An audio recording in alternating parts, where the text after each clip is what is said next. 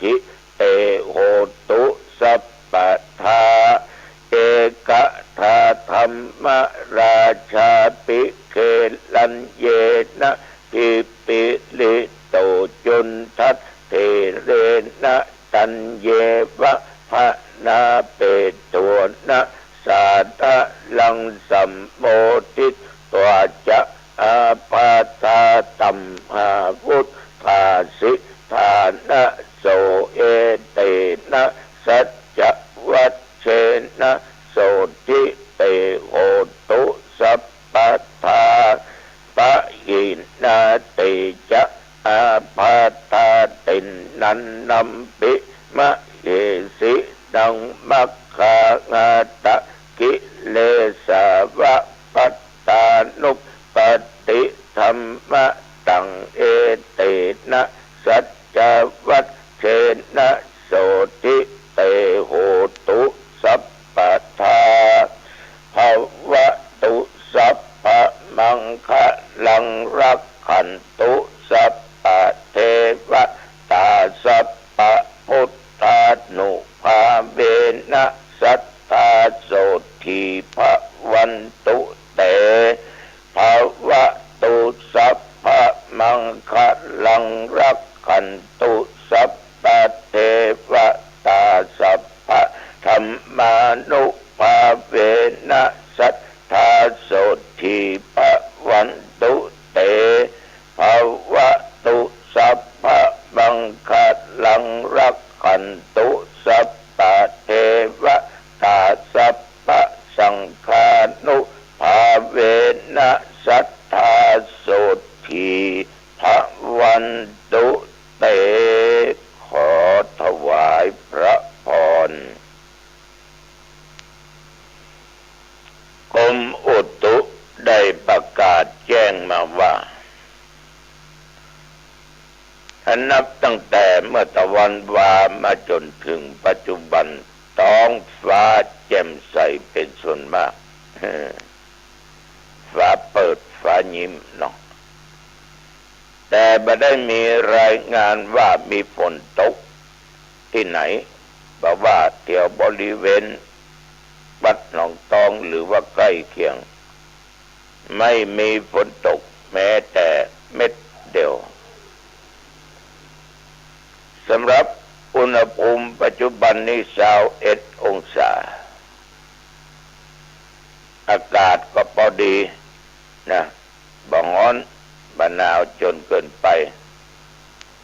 เรียกว่าทนได้สบายมากก็ไม่ออกญาติโยมท่านผู้ฟังทั้งหลายทุกท่านทุกคนเมื่อตะวันวาที่ผ่านมานั้นตอนกลางวันได้พบได้ปะกับญาติกับโยมเป็นมาเอี่ยวมาใจหามีธุระแล้วก็มาแวะเนาะ2-3 คนกรรมได้เป็นปรารภนั้นเป็นปรารภเกี่ยวกับเรื่องแผ่นดินไหวที่ต่างประเทศที่ตายหลายหมื่นคนนั่นนะคุณโยมไม่ยิงเพื่อก็ถามว่าหลวงพ่อแผ่นดินไหวนะมันมีมามนแล้วเอาก็ว่าเอาตั้งแต่เมื่อห่มเกิดแล้วเนอะมีมามนในเมืองไทยเขาก็มีต่างประเทศก็มีบางครั้งก็นักบางครั้งก็น้อยอย่างประเทศไทยเขาเนี่ยตั้งเหนือนี่มันก็ไหวบางเตื้อก็รู้สึกบางเตื้อก็บ่รู้สึกก็อู้กันไปอู้กันมาเขาก็กลัวเขาเว้ยถ้าเจออย่างประเทศนั้นนี่ตายได้ตุลุงได้คือว่าตันลบตันหลีกไปตั้งใดเนาะแม่นหน่อยแต่ในสมัยครั้งพุทธกาลนั้นเหตุที่ทำให้แผ่นดินไหวนั้นเพิ่นบอกว่ามี8ประการนี่นะจะจำบ่ผิดเนอะจะจำบ่ผิดมี8ได้อู้ มันมีอย่างพ้องหลวงพ่อเขาจะได้ป้องกันไว้ก็เลยบอกว่ามันป้องกันและป้องกันถ้ามันไหวมันก็ถึงป้องกันมาได้เพราะมันก็มาได้แจ้งให้เขาล่วงหน้าเป็นแตะเป็นว่าแต่แผ่นดินไหวก็มีมหาเถระตนหนึ่งในสมัยนั้นคือพระอานนท์มีความคิดเป็นในทางอัศจรรย์ใจเมื่อสงสัยอย่างนั้นก็จึงเข้าไปถามหรือไปทูลถามพระพุทธเจ้าว่าเหตุที่ทำให้แผ่นดินไหวนั้นมันเกิดจากอะไรอย่างมันมีกี่อย่าง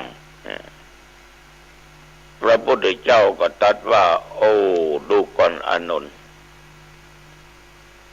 เหตุที่ทำแผ่นดินไหวนั้นมีอยู่7-8ประการด้วยกัน1ลมกำเริบอันนี้ได้ยันแน่นอนนะเนาะ2คนที่มีฤทธิ์บันดาลคนที่มีฤทธิ์3พระโพธิสัตว์จุติจากบนสวรรค์ชั้นดุสิตลงมาสู่ท้องแม่หรือในครรภ์ของแม่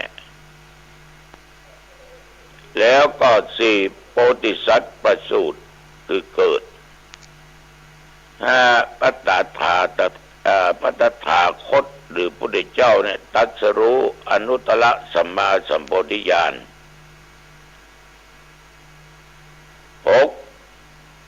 ตถาคตแสดงธรรมจักรกับปวัตตนสูตร7พระตถาคตปรุงมยุสังขาร8พระตถาคตดับขันธ์ปรินิพพาน8อย่างนี้นี่ได้ทำให้แผ่นดินไหวนะโอ้แล้วเดี๋ยวมันมีพระพุทธเจ้าเนี่ยมันยังไหวเขาพอถึงบอกไว้แล้วนะเว้ย เขาโอ้กันคือเขาจะโอ้ไปลึกไปดึกเอาก็มาสามารถที่จะโอ้ได้ไปสามารถไปพยากรณ์ได้เขาโอ้ที่มาที่ไปฟังแล้วก็อธิบายญาติโยมที่มานั่งโอ้นั่งจานั่งสนทนามานั่งกราบนั่งไหว้ก็ได้ฟังโดยคร่าวๆญาติโยมท่านผู้ฟังใจสกรรมเพื่อก็ปิกเนาะแล้วก็ปิกบ้านปิกจองก็เดินทางมาจากอำเภอแม่ทาจังหวัดลำพูนสดาสาธุชนญาติโยมต่อจากนั้นไปทั้งบ้านก็เตรียมสถานที่เพราะว่าจะส่งน้ำพระธาตุเกศแก้วจุฬามณีขึ้นในวันมาฆบูชาที่จะถึงเนี้ยนะเจ้าเขาก็จัดสถานที่ทำนั้นทำนี้ส่วนหนึ่งก็แบ่งไปงานศพของหลวงปู่แก้วสุเมโธที่วัดคันธรสประสางไปช่วยงานเพิ่นจนแรงจนค่ำมาตะวานี้ทางคณะศรัทธาและทุเจ้าพระเนรวัดหนองตองเป็นเจ้าภาพเทศน์สวดอย่างใดก็ต้องขออนุโมทนาขอบใจต่อญาติต่อโยมทุกท่านทุกคนที่มีความสมัครสมานสามัคคีกลมเกลียวเป็นน้ำหนึ่งใจเดียวกันถึงระยะนี้เศรษฐกิจมันจะย่ำแย่หรือการหรืองานเกี่ยวกับการตายก็นักทำบุญนั้นทำบุญนี้ก็เยอะประเพณีต่างๆแถมก็นักแต่ญาติโยมก็ยังมีจิตศรัทธาโอ้น่าหันใจญาติโยมเป็นอย่างมากอันที่เพิ่นมีอันจะกินเอาก็ว่ากันเนาะไป ไอ้ที่มันหาเจ้ากินค่ำเป็นใบเป็นวันไปนะก็น่าเอ็นดูบางคนนี่ติดก็ชาปนกิจเป็นหมูกี่ลายลายละ50ลายละ100ติดมาเป็น4-5 ลายบุญได้ยินหัวหน้าผู้รู้ฟังนะมาฟังอย่างนี้ใจอ่อนเมื่อไปอยากจะรบกวนภัยแต่ประกาศไปญาติโยมเพิ่นก็มาตามเจตนา7 โมงป่ายเขาก็ปากันไปเป็นเจ้าภาพแต่คือแล้วนี่อาตมาภาพนิมนต์สาธุเจ้าวัดบ้านดงชื่อไปเล่นวัตถุแบงมาเทศน์ทำเนื้อมหาชาติกันที่11คือกันมหาราชกันมหาราชนี่ประกาศเบื้องต้นบนกล่าวว่าปุติสัตโตจามาเตตาสัมโบตัสสะมาไอ้โลพระเจ้าตนมาเทศน์ด้วยก็เสียงใหญ่นะเสียงใหญ่ก็ใช้เวลาเทศน์เกือบชั่วโมงคณะสวดตะคืนก็นิมนต์ตุเจ้าวัดสายมุนตำบลเดียวนะอ่างดงมาสวดก็ออกไม่ออกญาติโยมเทศน์จบสวดจบก็ถวายวัตถุปัจจัยไตรยทานแก่พระสงฆ์องค์เจ้าที่เป็นองค์ธรรมกถึกองค์เทศน์แล้วก็เป็นองค์สวดดูบรรยากาศรอบๆญาติโยมก็ตั้งจิตสมาธิดีก็หมายความว่ามีความตั้งอกตั้งใจฟังได้เครื่องหัวเป็นบางครั้งตอนที่ผู้พามเท่ากินยังไปกินกันมาเก็บยัดเอกะกินตั้งอึ่งย่างและปลาจืดกินมะมึนมะเมากินตึงหมักเป้าและหมักแตงจนต้องแตกตุ่มเขาให้หัวกันเนาะตัวเจ้าพวกก็เสียงใหญ่จังว่าตุ้มเมื่อไงมันระเบิดลงกันเนาะเขาก็ได้เปลี่ยนยาบทได้ให้หัวกันหลังจากนั้นเอาก็ได้เกณฑ์กันพระพุทธพระธรรมกันเทศน์กันสวดชาวบ้านก็มากันมามอบแก่มคณายกผู้จารปอนก็เรียบร้อยธรรมาก็นำแผ่เมตตาตลอดจนการกล่าวคำขอคารวะหรือว่าขมา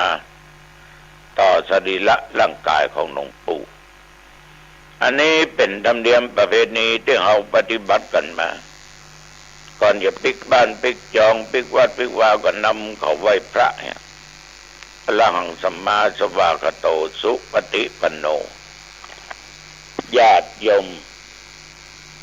ระยะนี้น่าหันใจญาติโยมเป็นอย่างมากมันมีหลายเรื่องหลายราวแต่ญาติโยมก็ยังใจบุญใจกุศลอยู่ยิ่งระยะเนี้ยปล่อยหลวงนักเพราะมันถูกกั้นมาได้2-3 ปีตะวันออกตอมแบบนี้หัววัดมาตึงเกือบ60 วัด2-3 วันนี้จะไป4-5-6 วัดไปกินไปทาน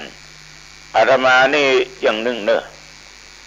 วัดไหนวัดใดที่เคยถึงก็จ้างเคยถึงก็จ้างเปิ้นมานิมนต์อาตมาฮับบัดจะส่งมาทางไปรษณีย์จะมานิมนต์ด้วยตนเองฮับทั้งนั้นเพราะเอาถือว่าเป็นเรื่องบุญเรื่องกุศลเป็นเรื่องที่ให้ต้องสร้างคุณงามความดีสร้างบารมีแก่ตัวเอง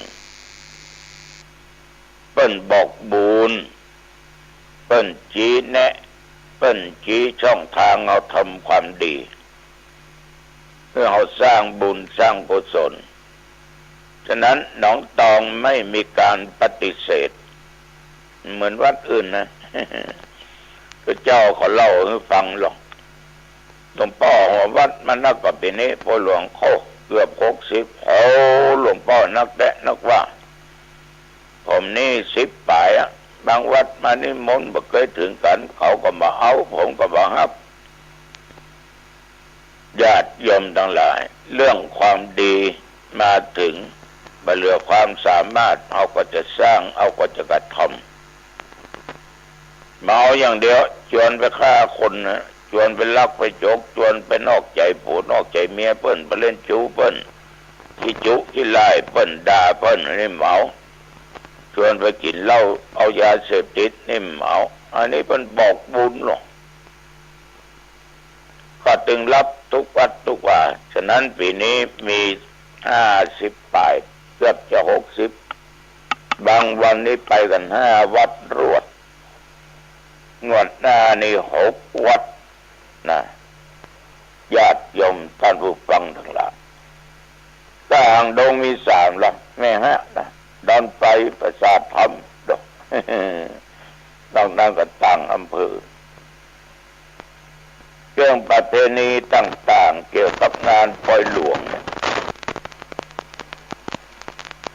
เอาทั้งหลายก็ควรดีจะต้องช่วยกันรักษาไว้แต่มาดูละคอยไปนักแต่ปล่อยหลวงไปเดียวมันม่วนเหมือนปล่อยหลวงทุกก่อนหรอแต่ก่อนนี้ม่วนขนาดมีรถยนต์นะมีรถโดยสารนะเตียวกันไปเนาะแล้วเตียวกับแห่กองรัดกังต้งตึงนงตกต้งตกถงนั่นนะไปถึงวัดถึงว่าไปกินไปทานสถาโดยกันเป็นปุ๊กอย่างน้อย10 ป่าย20 ป่ายก็มีอะในสมัยก่อนก็มีเกนี่มีบางที่ก็มีมวยด้วยเลยเกก็ตีปาดปอดอะมีเครื่องกระจายเสียงพอไฟฟ้าก็มีใจตะเกียงวิดามันก็ม่วนนะเสียงกองปาดกองของวงดังสนั่นปั่นปื้นตอนขาปิกขากลับนะแวะซื้อหนังปองหรอกหนังปองเอามัดเอาแขวนไว้ที่ปลายจ้องแดงนะแบบจ้องปิกละแมลง เอาบรรยากาศตะกอนม้วนแต่บ้านแต่ละจองเพื่อก็ดาพวกกินก็ตานกันพี่น้องญาติโกโหติกาที่ไปเนี่ยการยังงานที่ไก่กับปลากันมาช่วยกันม้วนเรียกว่ารวมมิตรรวมญาติที่ก็แล้วนั่นแหละตั้งแต่เอาเหล้ามาเป็นเหตุเนี่ยเอาเบียร์มาเป็นเหตุมากินมาเลี้ยงกันเลยลบล้างประเพณีอันดีอันงามไปเพราะสถาน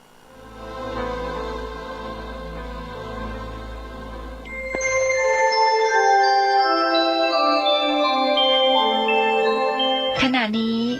ท่านกำลังฟังสถานีวิทยุกระจายเสียง FM 104.5 เมกะเฮิรตซ์